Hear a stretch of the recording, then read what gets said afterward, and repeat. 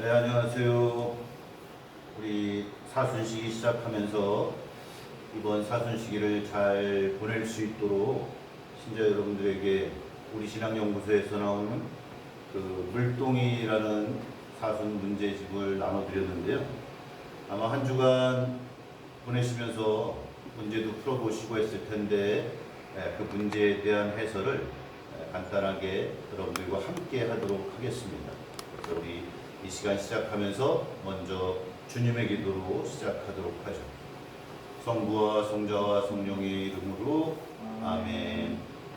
하늘에 계신 우리 아버지, 아버지의 이름이 거룩히 빛나시며 아버지의 나라가 오시며 아버지의 뜻이 하늘에서와 같이 땅에서도 이루어지소서. 오늘 저희에게 일용할 양식을 주시고 저희에게 잘못한 일을 저희가 용서하오니 저희 죄를 용서하시고 저희를 유혹에 빠지지 않게 하시고 악에서 구하소서. 아멘. 성부와 성자와 성령의 이름으로 아멘. 자, 여러분들 우리 일주간 보내면서 문제 풀어보니까 좀 어떠신가요? 생각보다 쉽죠? 아마 우리 성경 말씀 내용 쭉 읽어보시면 대부분 풀 수 있는 문제들이라 생각이 되고, 그래도 거기에 조금 의미를 더 붙여서 몇 가지 설명을 같이 하면서 문제 하나하나를 좀 짚어보도록 하겠습니다. 그리고 이번 물동이는 그 요한복음서를 중심으로 물동이 문제가 제작이 되어 있고요. 이 요한복음서는 우리가 사순 3, 4, 5주 차에 복음 말씀으로 요한복음이 주로 나오기 때문에 아마 올해는 요한복음을 중심으로 문제가 만들어진 것 같습니다.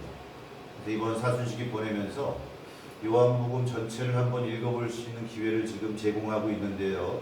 우리에게는 굉장히 의미 있는 그런 시간이 되리라고 생각을 합니다. 그리고 물동에 나와 있는 주간마다의 그 기도와 말씀과 실천과 관련된 부분이 있는데요. 여러분들이 그 각 가정 안에서 또 아니면 사회 안에서 생활하면서 조금씩 내가 할 수 있는 어떤 한도에서 그 기도하고 말씀도 읽고 실천해 나갈 수 있도록 하면 아마 사순시기를 더 의미 있게 보내고 부활하시는 주님을 더 기쁘게 맞이할 수 있지 않을까 싶습니다. 네, 그러면 우리 그 물동에 나와 있는 문제 하나하나를 먼저 보면서 짚어보도록 하겠습니다. 네, 1번부터 3번 문제는 우리 재수요일과 관련된 그 내용인데, 재수요일 날 우리 머리에 재받는 예절 하면서 들었던 독서와 복음 말씀을 여러분들이 기억하시는지 모르겠습니다. 그래서 제일 독서는 요엘서의 말씀이었죠. 그 다음에 제2독서가 고린도 후서, 복음 말씀은 마테오 복음의 말씀이었습니다. 그 내목 하나에 들어갈 말씀은 우리 성경 말씀이니까 다 나와 있는 내용이죠. 그대로 한번 읽어보면 제1독서의 그 요엘서 말씀은 너희는 시온에서 꿀나파를 불어 단식을 선포하고 거룩한 집회를 소집하여라. 백성을 모으고 회중을 거룩하게 하여라 라는 내용의 그런 말씀이었습니다. 우리 내목 하나에 들어갈 내용은 단식이겠죠. 그 제2독서 말씀은 우리는 그리스도를 대신하여 여러분에게 빕니다. 하느님과 화해하십시오. 지금이 바로 매우 은혜로운 때입니다. 지금이 바로 구원의 날입니다 라는 내용이죠. 그래서 우리 그 이독서 사도 바울의 말씀을 보면 하느님과 화해하라 라는 내용이 나옵니다. 그러니까 사순시기를 보내면서 가장 중요하게 여겨야 될 부분이 하느님과 화해하는 거겠죠. 그러기 위해서 회개라는 것이 역시 필요할 거고요. 그렇게 화해의 길을 나아갈 때 그때가 바로 우리에게 큰 은혜를 주는 때고 그날이 바로 구원의 날이 될 수 있다라는 그런 내용입니다. 복음 말씀은 내가 자선을 베풀 때에는 오른손이 하는 일을 왼손이 모르게 하여라. 또 너희는 기도할 때 위선자들처럼 해서는 안 된다. 너희는 간식할 때 위선자들처럼 침통한 표정을 짓지 마라. 그래서 제 주일 복음 말씀은 자선과 기도와 단식에 대한 어떤 내용의 말씀입니다. 우리 사순식이 살아가면서 가장 중요하게 실천해야 될 부분이겠죠. 자선과 기도와 단식. 네, 그리고 4번부터 이제 6번 문제는 그 사순 일주일 우리가 들었던 말씀과 관련된 내용입니다. 그 1독서 말씀은 창세기 말씀이었고 2독서 말씀은 베드로 전서 1서 말씀이죠. 그 다음에 복음 말씀은 마르코 복음 말씀이었습니다. 역시 그 내목 하나에 들어가는 내용은 성경에 나와 있는 그대로 내용이죠. 1독서는 내가 무지개를 구름 사이에 둘 것이니 이것이 나와 땅 사이에 세우는 계약의 표징이 될 것이다. 우리가 잘 아는 그 창세기 내용 중에 노아의 홍수에 대한 내용이 있죠. 하나님께서 세상을 아름답게 창조를 하셨는데 인간 사회에 좀 죄가 들어오고 인간이 죄로 물들어가면서 하나님이 결국 인간을 멸하기로 마음을 먹고 물을 내려주시는 거죠. 그래서 홍수로 인해서 세상을 멸하시고 노아와 그 선택된 일부 사람들만 이렇게 살아남게 되는데, 그렇게 하느님의 어떠한 진노가 있고 난 다음에 하느님께서 다시는 물로 세상을 멸망시키지 않겠다. 그래서 물로 멸망시키지 않겠다는 계약의 표징으로 무지개를 걸어 두시죠. 요즘 보면 우리가 살아가는 세상에서 무지개를 보기가 굉장히 어려워졌죠. 아마 환경 문제나 여러 가지 인간이 훼손하고 있는 자연 파괴와 연관이 있는 것 같은데요. 하느님과의 계약의 표징인 무지개를 인간 스스로가 망쳐놓고 있다는 것이 우리 삶을 좀 되돌아봐야 하는 그런 현실적인 모습이 아닌가 싶기도 합니다. 이 독서는 세례는 몸의 때를 씻어내는 일이 아니라 예수 그리스도의 부활에 힘입어 하느님께 바른 양심을 청하는 일입니다 라는 내용입니다. 세례가 단순히 물로 씻는 어떤 그런 예절이 아니라 그리스도 안에서 새롭게 태어나면서 그리스도인답게 살아갈 수 있도록 해야 된다라는 어떤 의미로 보여지고요. 복음 말씀은 예수님께서 공생활을 시작하면서 가장 먼저 선포하셨던 말씀이죠. 때가 차서 하느님 나라가 다가왔다. 회개하고 복음을 믿어라 라는 말씀입니다. 회개하고 복음을 믿어라. 우리가 사순시기 살아가면서 가장 많이 듣게 되는 단어가 아마 회개라는 단어가 아닐까 싶습니다. 우리 삶을 뉘우치고 바꿔야 된다. 원래 회개라는 라틴어 단어는 메타노이아라는 단어를 쓰는데, 이 단어의 본래 의미는 몸을 돌린다는 뜻을 갖고 있습니다. 달리 얘기하면 세상을 향해 있던 몸을 돌려서 하느님께로 향하게 한다라는 그런 뜻을 담고 있는 거죠. 그래서 세속적인 우리 모습을 조금 벗어나서 하느님께 집중할 수 있는 그런 시간을 가져야 하지 않을까 싶습니다. 그 다음에 7번부터 이루어지는 그런 내용의 문제는 그 사순시기 전례와 기초 교리와 관련된 내용인데요. 이 부분을 보기 위해서 우리가 전례력을 조금 살펴볼 필요가 있을 것 같습니다. 우리 기본적으로 우리 교회 안에는 교회 달력이 있죠. 1년을 구분을 해서 하느님 구원 역사, 특별히 예수 그리스도와 관련된 하느님 구원 역사의 정점을 1년 안에 다 담아놓고 있습니다. 예수님 하느님의 구원 역사 안에서 예수 그리스도와 관련된 부분에서 가장 중요한 두 축일을 이야기한다면, 그러니까 전례력의 기본이 되는 두 축이 되겠죠. 그 두 축일을 이야기한다면 첫 번째가 성탄을 이야기할 수 있을 겁니다. 그러니까 예수 그리스도의 강생, 육화, 하느님이 인간이 되어 세상에 오셨다라는 주님 성탄 대축이 있죠. 그 다음 또 하나 한 축을 이루고 있는 중요한 축이는 예수 부활 대축입니다. 그러니까 성탄과 부활이 전례력의 중심 축을 이루고 있는 거죠. 그래서 이 성탄을 준비하기 위한 준비의 시간을 우리는 대림시기라고 얘기를 하죠. 그러니까 대림시기가 있고 난 다음에 성탄 대축일을 맞이하게 되고, 그 다음에 예수 부활 대축일을 준비하기 위한 그런 시기가 지금 우리가 보내고 있는 사순시기인 거죠. 전례력은 그 두 축을 토대로 해서 이렇게 이루어져 있다는 것을 기본적으로 우리가 염두에 둘 필요가 있습니다. 그와 관련돼서 이제 7번 문항에 나와 있는 문제를 보면 사순 3, 4, 5 주일의 복음 말씀은 그 주제가 해마다 다르게 나타납니다. 다음 중 2021년 사순시기 주일 복음의 주제와 주로 읽는 복음은 무엇입니까? 우리 2021년은 그 전래 주기로 얘기를 하면 나해에 해당합니다. 우리가 그 전례를 행할 때 크게 3년 그 주기로 모든 전례문들이 이루어져 있는데 그 3년 주기를 가해, 나해, 다해로 구분을 하는데 2021년은 나해에 해당하는 그런 해이죠. 이 나해에 해당하는 2021년에는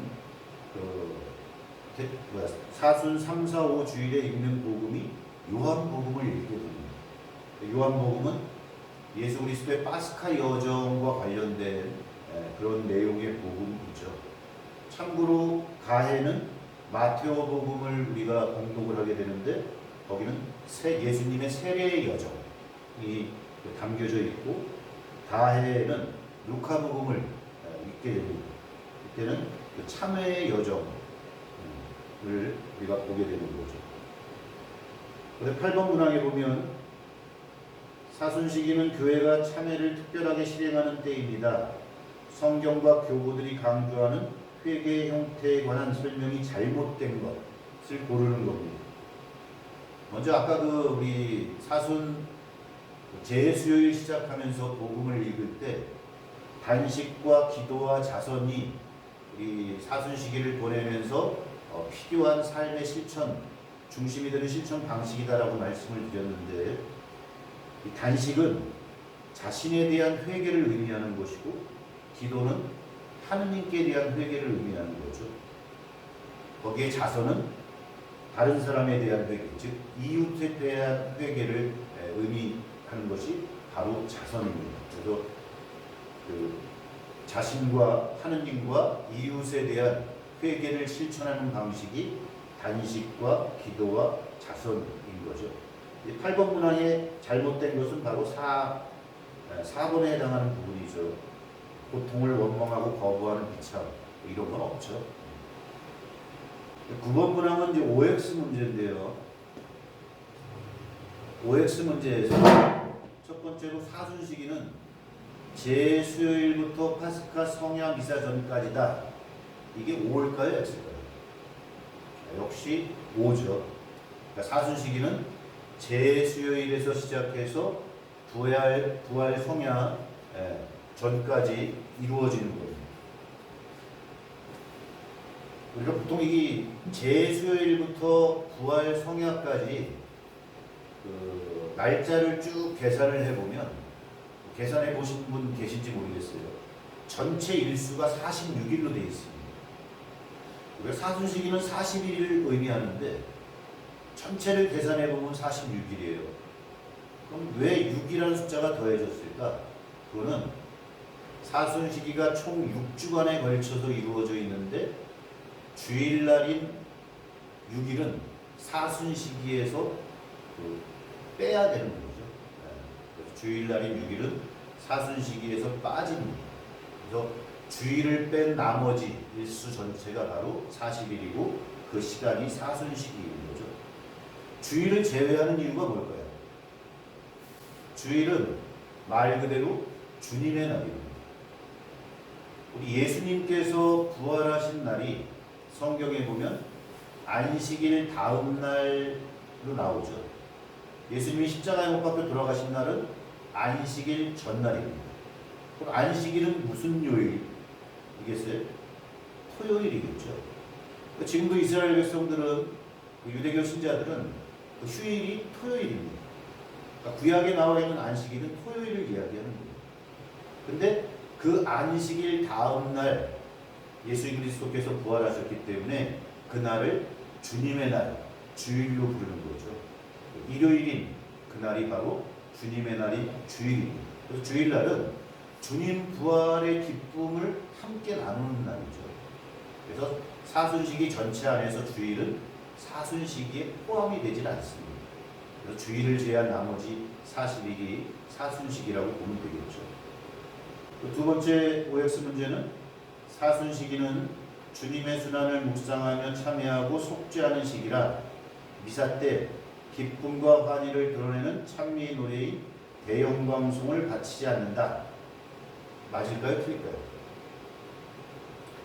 의미상으로 보면 맞는데 이 사순시기 안에 대영광송을 바치는 때가 몇 번 있습니다. 언제냐면 우리 3월달이 요셉 성월이죠. 근데 3월 19일은 성요셉 대축일입니다. 이 대축일 날은 대영광송을 회중들이 같이 바칩니다. 그리고 3월 25일이 성모 영보축일, 옛날에 그렇게 불렀죠. 주님 탄생 예고 대축일입니다. 이날 역시도 대영광송을 하게 되죠. 그래서 대영광송을 바치는 대축일이 그 안에 끼어 있기 때문에 OX 문제에 대한 이 답은 X라고 보면 될 것 같습니다. 그다음 10번 문항이 다음 빈칸에 들어갈 성사가 바르게 짝지어진 것은 이라는 문항인데 답은 1번입니다. 이걸 한번 쭉 읽어보면 사순시기는 두 가지 성격을 지니고 있으므로 특히 세례의 기억이나 준비를 통하여 또 참여를 통하여 신자들이 더 열심히 하느님의 말씀을 듣고 기도에 전념하며 파스카 신비의 경축을 준비하게 한다. 일상적인 회개와 참회는 성체성사가 그 원천임의 양식이다. 우리를 하느님과 화해시키신 그리스도의 희생제사가 성체성사 안에 현존하기 때문이다. 그리스도의 생명으로 사는 사람들은 성체성사로 양육되어 굳세어진다. 세례성사와 성체성사에 대한 내용입니다. 우리가 성사를 이야기할 때 성사를 7성사를 이야기를 하죠. 7가지 성사. 이 7성사의 가장 핵심이 되는, 중심이 되는 성사는 성체성사입니다. 그러니까 성체성사에 참여하기 위한 것들이 나머지 성사들이라고 보면 돼요. 예를 들어서 세례성사와 견진성사는 성체성사에 참여하기 위한 입문성사라고 우리가 표현합니다. 성체성사에 온전한 마음으로 참여하기 위해 입문하는 성사가 바로 세례성사와 견진성사죠. 그 다음에 치유의 성사라고 얘기할 수 있는 병자성사와 고해성사. 고해성사는 성체성사에 보다 깨끗한 마음으로 참여하기 위해 죄를 씻어주는 성사가 고해성사고, 병자성사는 육체적으로 약함을 갖고 있는 이들에게 성체를 통해서 위안과 힘을 주는 성사를 병자성사라고 이야기하죠. 그 다음에 공동체에 선익을 주는 성사로서 혼인성사와 또 우리 신품성사가 있는데, 신품성사는 사제성품을 의미하는 성사이기 때문에 성체성사에 봉사하기 위한 봉사자들을 양성한 그런 성사라고 보면 될 거고, 혼인성사는 부부가 성체성사 신비를 살아갈 수 있도록 만들어주는 성사가 바로 혼인성사라고 보면 되는 거죠. 아무튼 모든 성사의 중심은 성체성사다. 그래서 우리 삶의 중심도 이 성체성사 안에서 이루어질 수 있어야 된다라는 것을 잊어서는 안 됩니다. 그 다음부터 이어지는 문제는 이번 사순시기가 요한복음을 중심으로 이루어져 있다고 말씀을 드렸죠. 그래서 특별히 물동이에서는 요한복음서 전체를 통독할 수 있도록 구성이 되어 있는데, 아마 이번 사순 1주간에는 요한복음 1장에서 4장까지 내용을 함께 읽어보도록 이렇게 되어 있습니다. 우리 그 성경을 보면 성경은 우리가 크게 구약 성경과 신약 성경으로 나누게 되죠. 구약과 신약을 나누는 기준이 뭘까요? 바로 예수 그리스도의 탄생이 기준이죠. 예수 그리스도의 탄생. 신앙을 갖고 있지 않다 하더라도 예수 그리스도의 탄생을 중심으로 기원과 기원 후를 우리가 나눕니다. 일반적으로 보편적으로 전체 우리 세계 각국에서 보면 기원전 기원 후를 나눌 때 그리스도의 탄생이 그 기점입니다. 지금이 2021년이니까 예수 그리스도 탄생 이후 2021년이 지난 거죠. 기원전은 예수 그리스도 탄생 이전 몇 년 이렇게 나가는 겁니다. 그래서 우리가 그 기원전을 할 때 BC라는 영어 약자를 쓰는데 이거는 Before Christ, 예수 그리스도 이전이라는 뜻이고, 기원 후는 AD라는 약자를 쓰는데 이거는 라틴어 단어의 약자입니다. 안노 도미노, 주님 이후라는 어떤 그런 뜻을 담고 있는 거죠. 그래서 예수 그리스도를 중심으로 기원 후, 전과 후를 나누는데, 기원 전에 기록되어 있는 그 하느님 말씀을 구약 성경이라 이야기하고, 기원 후 예수 그리스도의 탄생 이후에 기술된 하느님 말씀을 우리가 신약 성경이라고 말하죠.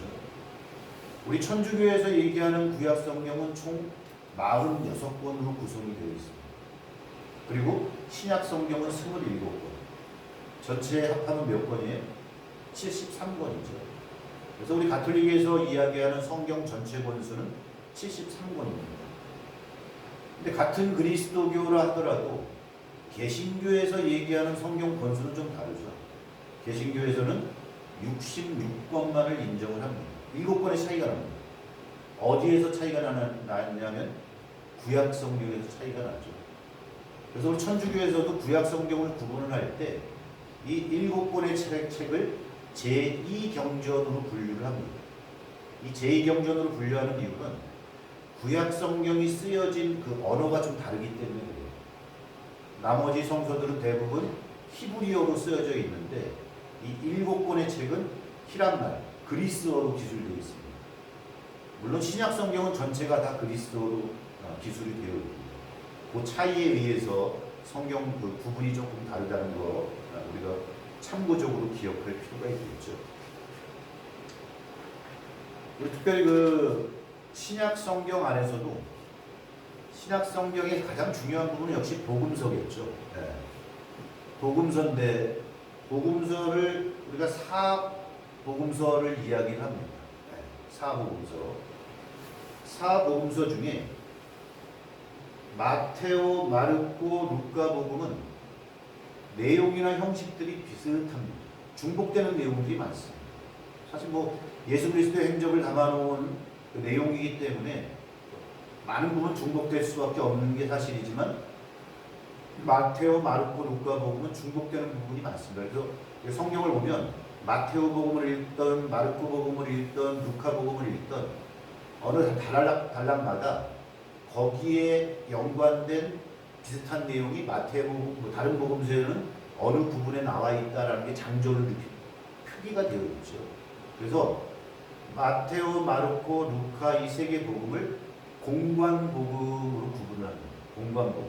같은 관점에서 쓰여진 복음이다라는 뜻이죠. 반면 사복음서 중에 요한복음은 독특한 형태를 지니고 있습니다. 요한복음은 일종의 영적인 복음서라고 칭해지는 복음서입니다. 다른 복음서들은 예수 그리스도의 행적을 중심으로 이루어져 있다면 요한복음은 신학적 의미들을 굉장히 많이 가지고 있습니다. 신학적인 의미들. 그리고 이 요한복음 안에서는 예수 그리스도 스스로가 당신 자신이 누구인지를 끊임없이 밝히는 그런 내용들로 나와 있죠. 그래서 영원한 생명을 주시는 분으로서 예수 그리스도가 묘사되는 것이 바로 요한복음입니다. 나중에 여러분들 지금은 코로나 때문에 우리가 함께 모임하기도 어렵고 하지만 모임이 조금 자유로워지게 되면 성경 공부를 통해서 각 복음서에 대해서 공부해 보는 것도 굉장히 필요하고 중요한 일입니다. 우리 마테오, 마르코, 루카 복음도 공관 복음으로 분류를 하긴 하지만 사실은 저자도 다르고 또 그 각 복음서마다 상징하는 상징이 있는데 예를 들어서 마테오 복음은 사람을 상징하고 마르코 복음은 사자를 상징하고 루카 복음은 황소를 상징하고 요한 복음은 독수리를 상징하고 이런 각 상징들이 있습니다. 상징들이 있고 각 복음서마다 그 대상을 누구로 하느냐에 따라서 복음서 내용이 약간씩 다릅니다. 예를 들어서 유대인들, 유대 전통을 잘 알고 있는 유대인들을 대상으로 복음서가 쓰여질 때는 유대 전통에 대한 설명이나 의미들을 굉장히 많이 부여해서 복음서가 집필이 되고 유대 전통을 잘 모르는 그 이방계 그리스도인들을 대상으로 해서 쓰여진 복음서는 또 그 관점이 약간 다르게 기술이 되는 거죠. 그래서 우리 각 복음서도 누구를 대상으로 쓰여졌냐에 따라서 의미들이 좀 다르다는 것을 우리가 살펴볼 필요도 있겠죠. 네. 그래서 11번은 공관복음서에 포함되지 않는 복음서는 요한복음이죠. 자, 12번 문제가 그 요한복음 1장 1절에서 18절까지의 그런 말씀인데 요한복음 1장 1절에서 18절까지의 말씀을 우리가 로고스 창가라고 합니다. 신학적으로 굉장히 중요한 부분입니다. 로고스 창가는 초대교회 때부터 불리우던 찬미가 중에 하나 있었습니다. 말씀에 대한 찬미가 로고스라는 말이 단어의 뜻이 말씀이라는 의미를 갖고 있는데 말씀에 대한 찬가를 로고스 찬가라고 얘기를 합니다. 로고스 찬가를 보면 한 처음에 말씀이 계셨다. 말씀은 하느님과 함께 계셨는데 말씀은 하느님이셨다라는 내용으로 시작을 합니다. 한 처음에 말씀이 계셨다. 말씀은 하느님과 함께 계셨다. 모든 것은 이 말씀을 통해 생겨납니다.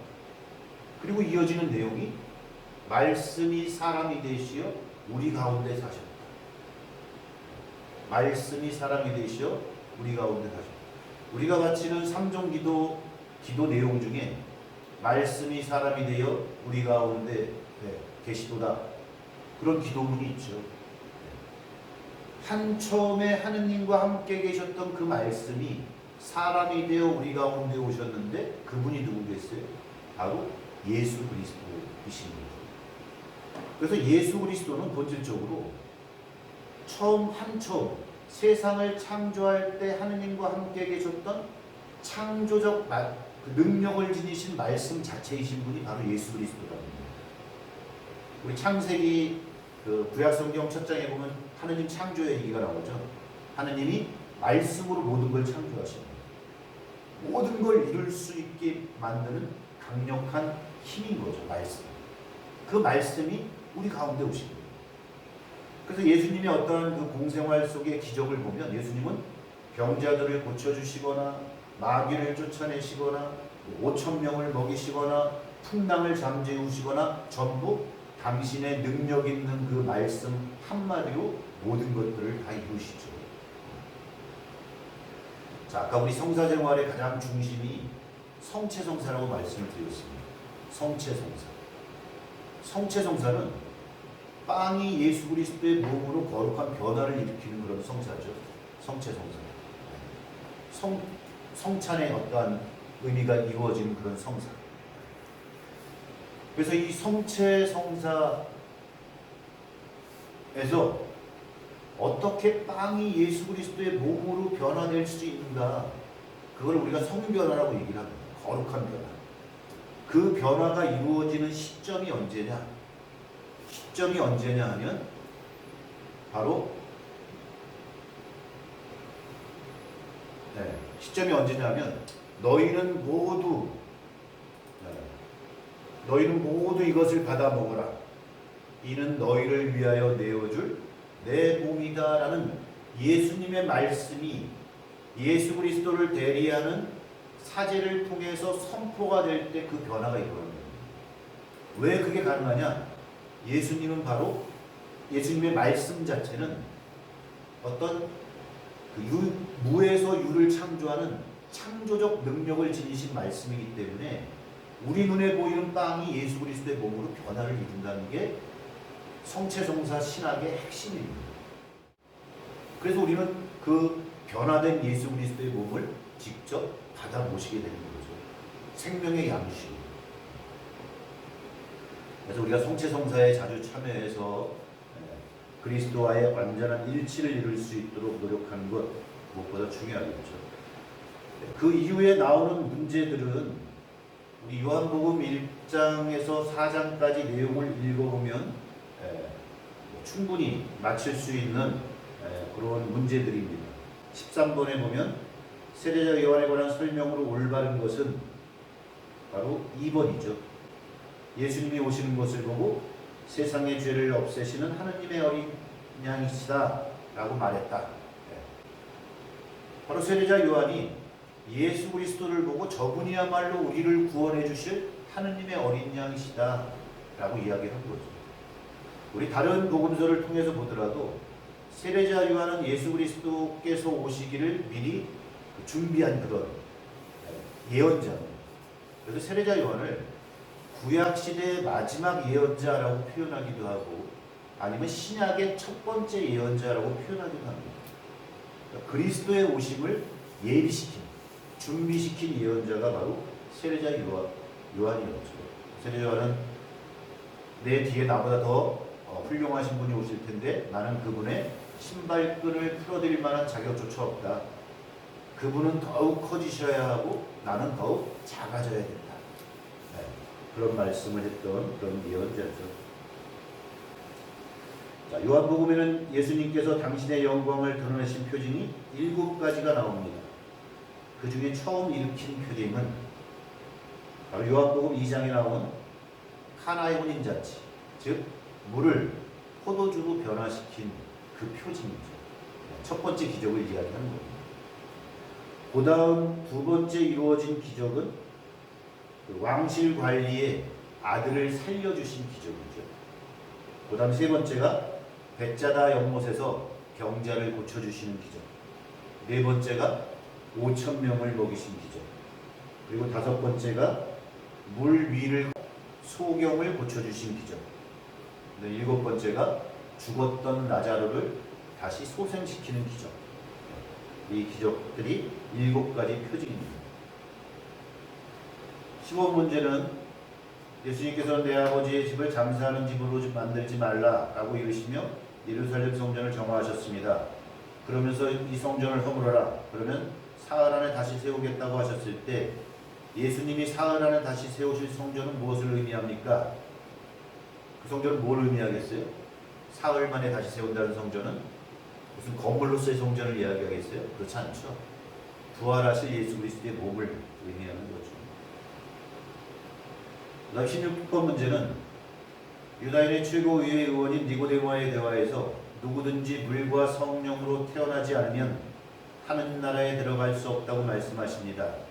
7성사 중 물과 성령으로 태어나는 것과 관련된 성사. 너무 쉽죠? 세례성사죠. 세례성사. 그 다음 17번 문제는 예수님은 니고데모에게 하느님 아버지께 당신을 세상에 보내신 이유를 설명하십니다. 그 내용 중 잘못된 부분은 요한복음 3장 16절 내용은 이렇게 되어 있죠. 하느님께서는 세상을 너무나 사랑하신 나머지 외아들을 내주시어 그를 믿는 사람은 누구나 멸망하지 않고 영원한 생명을 얻게 하셨다. 요 말씀도 굉장히 중요한 말씀입니다. 예수 그리스도께서 세상에 오신 이유는 하느님이 외아들을 세상에 보내주신 이유는 우리들을 구원해 주시기 위해 영원한 생명을 우리에게 주기 위해 오신 것이다 라는 내용이 압축적으로 나와 있는 그런 부분이죠. 18번 문제 OX 문제인데요. 이건 사마리아 여인과 대화하던 그런 내용 OX 문제입니다. 그래서 이거 답만 알려드릴게요. 첫 번째는 X죠. 이거는 사마리아 여인에게 물을 떠준 게 아니라 오히려 예수님이 사마리아 여인에게 물을 떠달라고 이야기를 하죠. 두 번째는 이거는 맞는 내용이고, 세 번째 역시도 틀린 내용입니다. 오히려 그 사마리아 사람들은 예수님의 말씀을 직접 듣고 나서야 그분이 참된 구원자이심을 알게 되죠. 우리 그 성경에 보면 사마리아와 관련된 내용이 많이 나오죠. 착한 사마리아 사람의 비유라든지, 사마리아 마을에 들어가서 환영받지 못했다라든지, 여기 나와 있는 그 사마리아 여인에 대한 부분도 그렇고, 예수님 시대의 사마리아 사람들하고 유대인들은 서로 앙수처럼 지냈습니다. 상종을 하지 않았어요. 근데 예수님이 우물가에서 사마리아 여인에게 물을 좀 다오 라고 말을 걸게 되니까 사마리아 여인이 굉장히 놀란 겁니다. 유대인들은 사마리아 사람한테 말을 걸지 않는데 나한테 왜 물을 달라고 할까 하면서 대화가 시작되는 내용이죠. 그렇다면 사마리아 사람들은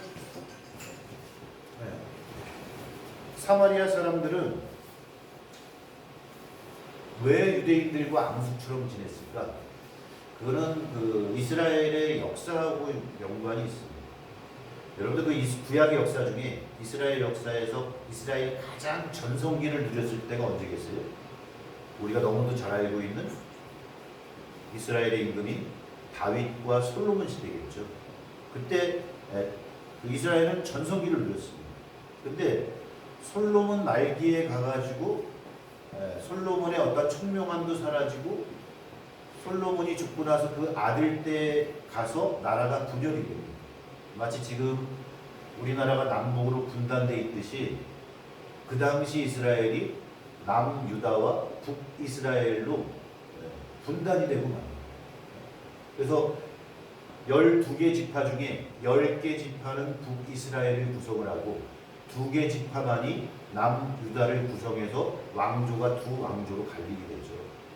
그래서 갈라진 상태로 쭉 이어오다가 당시 근동지방의 패권이 아시리아라는 나라에 있었는데, 이 북이스라엘은 아시리아에 의해서 멸망을 하고 맙니다.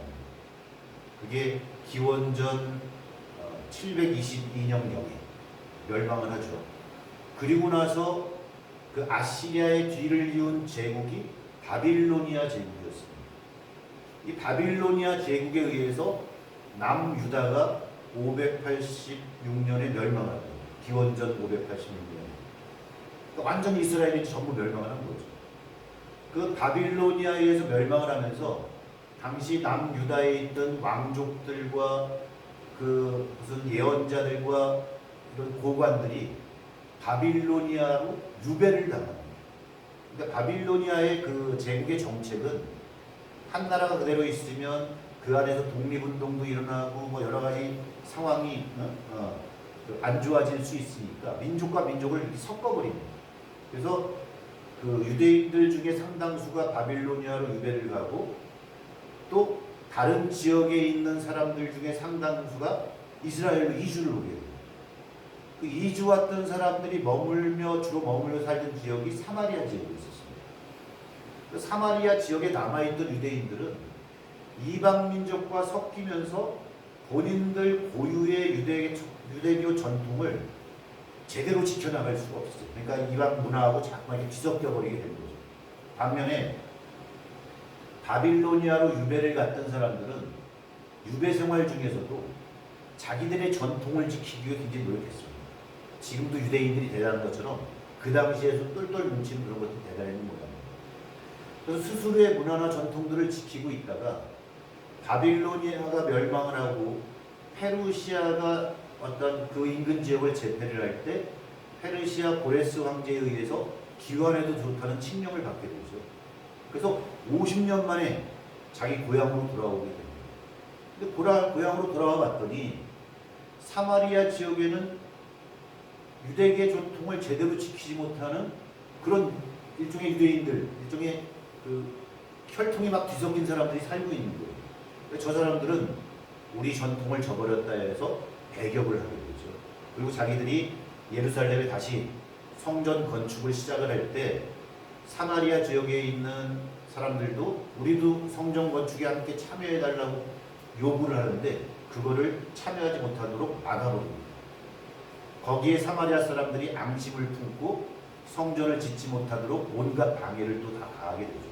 이런 역사적인 과정 때문에 유대인들과 사마리아 사람들 사이에 감정이 극도로 안 좋았던 거예요.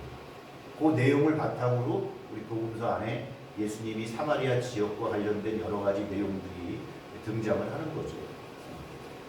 그런 역사적인 그 맥락을 우리가 이해를 하게 되면 복음 말씀의 의미가 무엇이구나라는 것을 좀 더 잘 알 수 있지 않을까 싶습니다.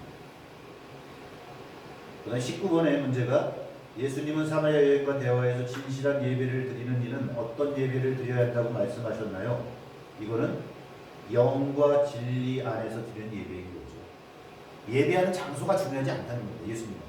당시 사마리아 사람들은 그리짐산이라는 곳에서 하느님께 예배를 드렸고 유대인들은 예루살렘에서 예배를 드렸는데 어느 곳에서 예배하느냐가 중요하지 않다. 영과 진리 안에서 드리는 예배가 중요하다는 걸 강조하는 거죠. 자, 20번 문제가 요한복음 4장에서 사마리아 여인이 한 말이 아닌 것은 그건 1번이죠. 내가 주는 물을 마시는 사람은 영원히 목마르지 않을 것이다. 이건 예수님이 하신 말씀이죠.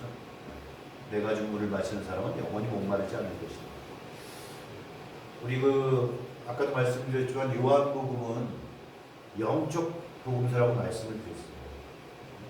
그 안에는 영성적인 깊이가 상당히 깊이 자리하고 있습니다. 그래서 우리가 이번 사순식이 보내면서 요한복음 전체를 한번 쭉 읽어보고 또 거기에 대한 문제풀이도 이렇게 같이 하면서 그 복음의 의미, 말씀의 의미를 좀 더 깊이 새길 수 있다면 아마 이 사순시기를 보다 의미 있게 보낼 수 있지 않을까 싶습니다. 우리 첫 번째 이 영상을 여러분들에게 좀 더 일찍 보내드렸어야 되는데 여러 가지 절차상 문제가 좀 있어가지고 약간 좀 늦게 보내드린 점 양해해 주셨으면 좋겠고 다음부터는 그 주차에 이 관련된 내용은 토요일 날 여러분들에게 전달될 수 있도록 하겠습니다. 오랜 시간 들어주셔서 감사합니다. 영광송으로 마치겠습니다. 성부와 성자와 성령의 이름으로 아멘. 영광이 성부와 성자와 성령께 처음과 같이 이제 항상 영원히 아멘. 성부와 성자와 성령의 이름으로 아멘. 안녕히 계세요.